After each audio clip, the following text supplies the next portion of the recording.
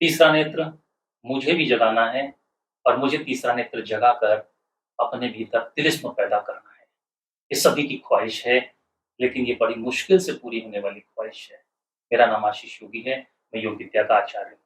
आज के समय में जिससे भी बात करो और जो भी आध्यात्मिक क्षेत्र में कुछ भी काम कर रहा है, वह ये कहता हुआ मिल जाता है कि मेरा तीसरा नेत्र अब सक्रिय हो गया है या मुझे अपना तीसरा नेत्र जगाना है, मुझे अपने तीसरे नेत्र के ऊपर मैं अभ्यास कर रहा हूँ। ऐसे बहुत सारे विषय आज सुनने में आ जाते हैं। लेकिन वास्तविकता यह है कि यह तीसरे नेत्र की जागृति आध्यात्मिक विषय है। इस तीसरे नेत्र का आपकी आध्यात्मिकता से संबंध है। इस तीसरे नेत्र का संबंध आपके सांसारिक विधान और व्यवस्थाओं से कम है और यह आपकी आध्यात्मिक उन्नति, आत्म साक्षात्कार से जुड़ा हुआ विषय है। जब भी कोई व्यक्ति अकेले तीसरे नेत्र के जागरण की बात करता है, तो बहुत स्पष्ट है कि वह इस विधान को कुछ भी नहीं जानता, इस विधान को नहीं समझता। क्योंकि कोई भी एक केंद्र अकेले कभी सक्रिय नहीं होता, सभी केंद्र एक दूसरे से जुड़े हुए हैं और सभी केंद्रों पर सक्रियता जाती है। तीसरे नेत्र के जागरण की बात करने वाले लोग काफ़ी कुछ ऐसे होंगे कि जिन्हें अपने तीसरे नेत्र की करेक्ट लोकेशन का ही नहीं पता होगा, उन्हें अपने मस्तिष्क के आकाश का भी कुछ पता नहीं होगा और यह सब कुछ जानकारी के लिए उन्हें त्राटक साधना की शरण में आना पड़ेगा। बिना त्राटक किए आप अपने मस्तिष्क के अंदर ना आकाश को समझ सकते हो, आकाश को समझे बिना आप मस्तिष्क के अंदर उस लोकेशन को नहीं समझ सकते, जिस लोकेशन पर यह शक्ति केंद्र स्थित है, जिसे हम तीसरा नेत्र कहते हैं। ये हमारे मस्तिष्क का बड़ा रहस्यमयी एक केंद्र है, जो त्राटक साधना के माध्यम से ही समझा जा सकता है और दीर्घकालिक अभ्यास से यह साधना पुष्ट होती है। यह अकेले या कुछ दिनों का खेल खेलने का अभ्यास नहीं है और यदि इस दिशा में कोई चल पड़ता है, तो उसे लगातार उसी दिशा में ही चलते रहना होगा और लगातार इस यात्रा को करते-करते इस उपलब्धि तक पहुँचा जाता है। और अकेले यह शक्ति केंद्र अगर कोई जगाकर ऐसा सोचता है कि मैं संसार के अंदर अपना रुतबा कायम कर लूँगा, मैं अपने अंदर कोई विशिष्ट व्यक्तित्व को प्रकट कर लूँगा, तो वो गफ़लत में है, वो भ्रम में है। क्योंकि ऐसी शक्ति केंद्र आपके तभी जागृत होंगे जब आप इस संसार में किसी भी तरीके का हानि पहुँचाने वाली आपके अंदर क्षमता ना रहे, भावना ना रहे, कल्पना ना रहे। अगर आपके भीतर ऐसा कोई भी भाव होगा, तो कोई भी शक्ति केंद्र सक्रिय नहीं होगा। कोई भी शक्ति आपको तभी दी जाएगी कुदरत की तरफ से, जब ये सुनिश्चित कर लिया जाएगा कि अब आप अपने भीतर बहुत सहज, सरल और विकारों से मुक्त हो चुके हो और आप अब विकारों से मुक्त होकर केवल संसार का कल्याण ही कर सकते हो। इसके इतर इस पावर का कोई भी गलत प्रयोग नहीं करोगे, तभी वह शक्ति आपको प्राप्त होगी। और यह शक्ति यूं ही चलते-फिरते नहीं मिल जाती, 2 मिनट, 5 मिनट में नहीं मिल जाती जैसा सुनने में आता है। इस शक्ति को सक्रिय करने के लिए लगातार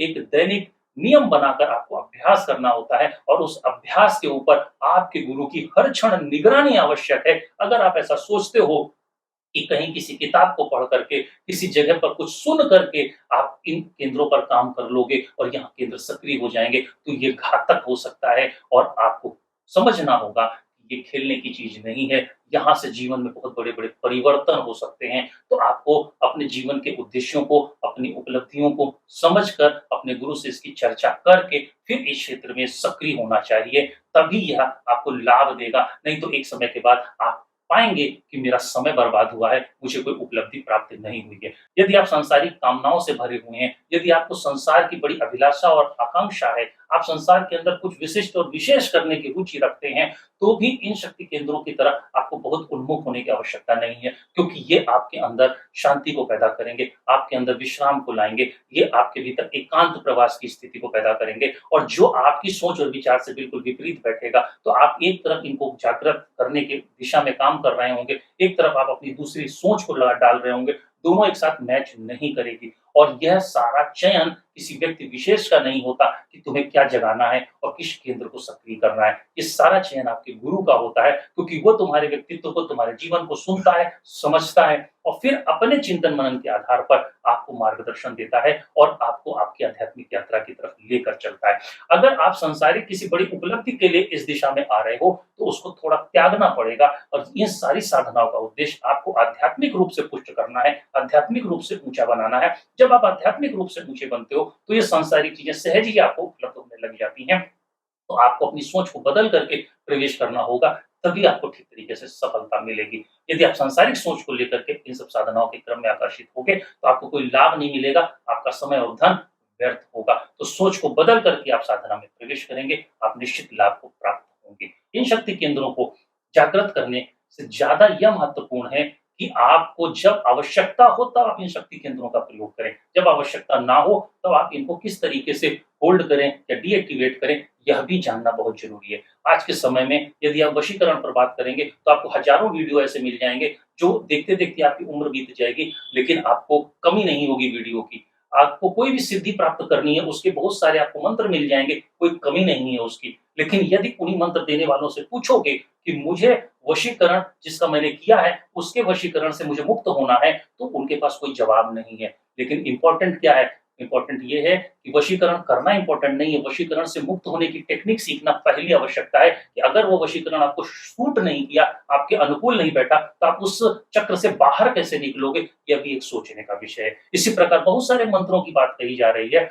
मंत्र के विज्ञान को समझने की ज़रूरत है, मंत्र का व्यवहार समझने की ज़रूरत है। यूँ ही कुछ भी बोल देने से, कोई भी मंत्र कहीं पर भी चला देने से काम नहीं बनेगा, ये काम नहीं करता है। आपको अपने गुरु के सानिध्य में एक कोई निश्चित विधा को समझ करके उसको अनुशासित तरीके से अभ्यास में लेने की ज़रूरत है। और यूँ ही व्यर्थ में कुछ भी सुनकर कुछ भी प्रयोग अगर आप कर रहे हैं, तो निश्चित मानिए आप अपने आप को क्षति पहुँचाएँगे। इसलिए ये सारी बात समझने जैसी है। ये जो भी विषय आप सुन रहे हैं, कुंडलिनी जागरण, चक्रा मेडिटेशन, आभामंडल का शुद्धिकरण, मंत्र जागृति, ये सब अलग-अलग नहीं हैं, ये सब एक ही विषय हैं और एक ही विषय के अलग-अलग हिस्से हैं, चैप्टर्स हैं अलग-अलग, जो स्टेप बाय स्टेप से जिस पर काम होता है। और यहाँ पर आप अलग-अलग स्टेप पर जाने की ज़रूरत नहीं है, आप एक जगह पर आकर के ये सारे विषयों को समझें और पूरे स विषय को समझ करके उसका प्रयोग शुरू करें, प्रैक्टिस शुरू करें, क्योंकि इसमें इम्पोर्टेंट प्रैक्टिस है। जैसे-जैसे आपकी प्रैक्टिस अच्छी होती चली जाएगी, ये सारे विषय समूल रूप से आपके भीतर आते चले जाएँगे और इनका जो वास्तविक दृष्टिकोण है, वो आपको समझ में आएगा। क्योंकि यह भी जानकर आपको आश्चर्य होगा कि ये जो बहुत सारे विषय हैं, कि ऐसा मत सोचिएगा कि जैसा कोई दूसरा व्यक्ति इसकी फिलॉसफी आपको सुना रहा है, आपके शरीर पर भी वैसा ही काम करेंगे, ऐसा नहीं है।